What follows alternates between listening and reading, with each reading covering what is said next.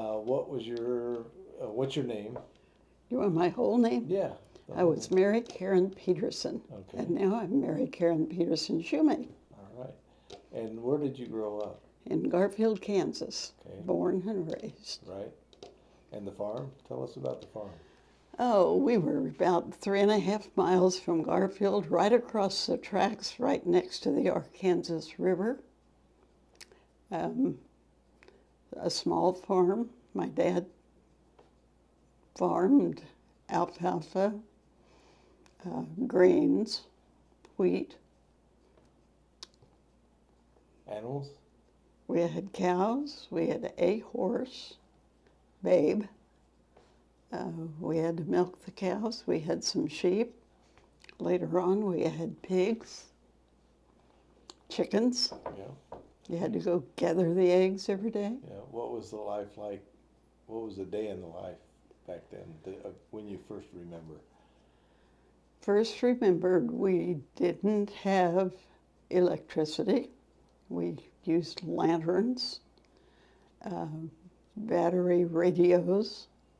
We had to pump water, go out to the windmill and pump water and carry it in. A bath once a week. We put water in the bath in the big tub, put it on the stove before we went to Larned in the evening on Saturday, and took turns in the same bath water. Yes. Oh, I wouldn't trade. So about transportation, how did you travel?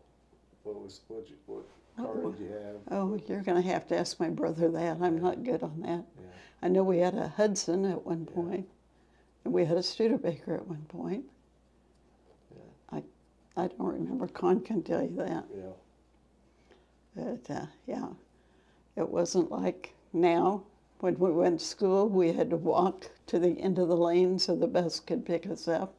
That was about a quarter mile, maybe. Yeah, it was a long pretty walk. long walk. I remember that. Yeah. Sometimes it was cold. Oh, yeah.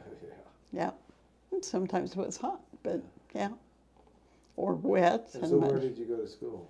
Went to Garfield. In town? In town, yeah, all 12 years. Was it one school? Was it a common There's one classroom? school, high school, Yeah. grade school and high school in the same building. Right. No kindergarten. Right. Lunch was downstairs in the basement. Yeah. Yeah. What was Garfield like then?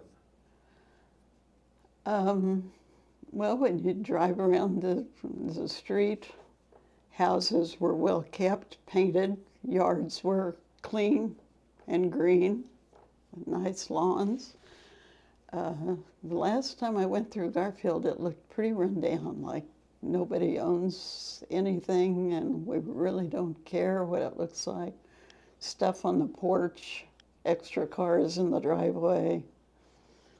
It's sad to see that happen, but when a school closes, that's part of the decline of a small town. Yeah. All the farmers moved to the next bigger town, Yeah, or some. had to find work somewhere. Or the kids grew up and moved away.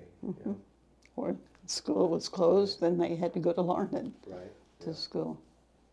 Yeah. So about your friends, do you remember friends? Yeah, tell us about some of your friends. My graduating class, there were 14 of us, 7 girls, 7 boys. Of that, I think there are 4 of us left. Of course, I'm 85 now, and so my classmates are also, and it happens. That's the tough part. Yeah. Yeah, that's hard.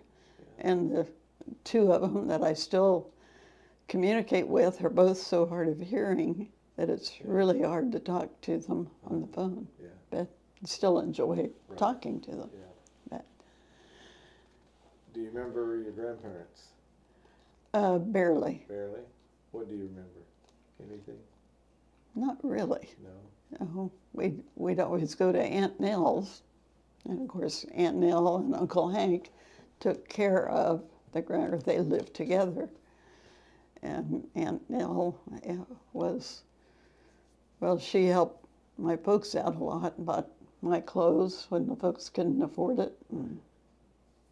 But yeah.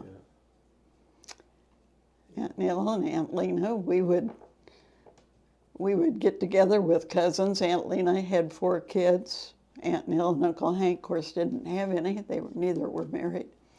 And the two, my brother and I, we'd get together every Sunday at one house or another. So you grew up knowing your cousins. Right. And when we'd go to Larned, we'd go to the other side of them and visit my mother's side of the family. Yeah. But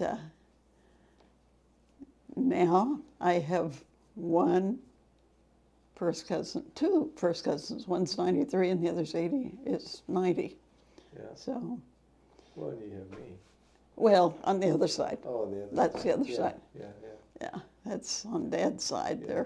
They're all gone. Yeah. Do you remember any stories from your dad about his raising and him growing up or anything like that?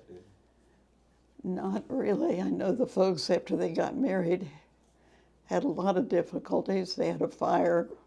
And of course, there was a tornado. Yes, I remember the tornado.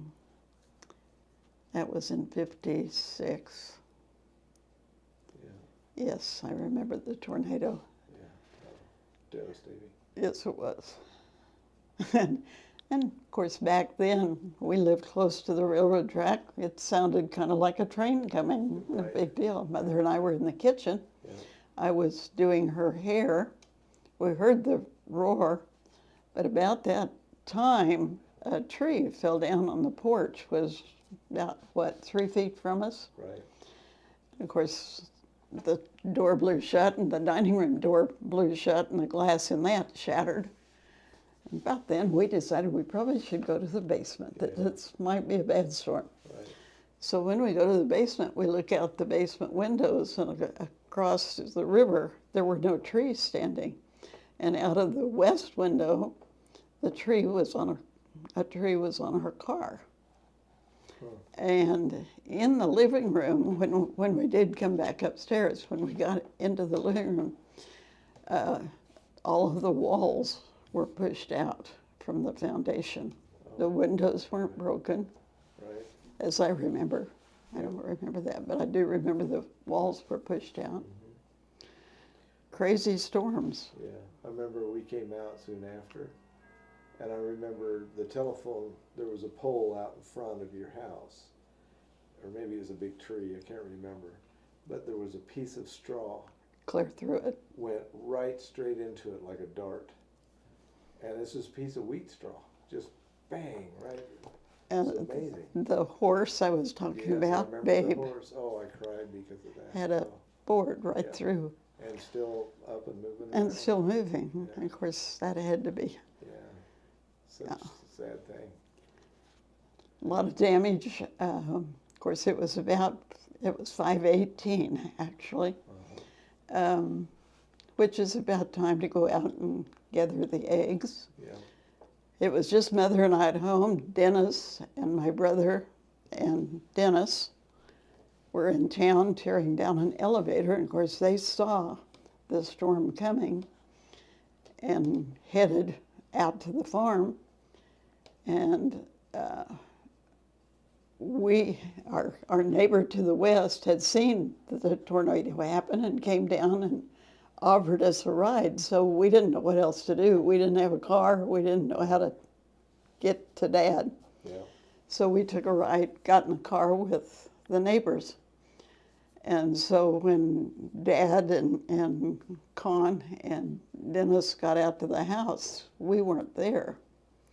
And of course, it was time to get together the eggs. And the chicken house, the roof was sitting directly on the floor.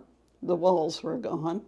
The granary, the roof was totally gone. The walls were still there. So, they didn't see us, and there was this damage to the other buildings where we maybe should have been or could have been. So they were kind of scared. But I can imagine. we met them about at the mailbox, about a mile from home, and turned around and came back. So, Right.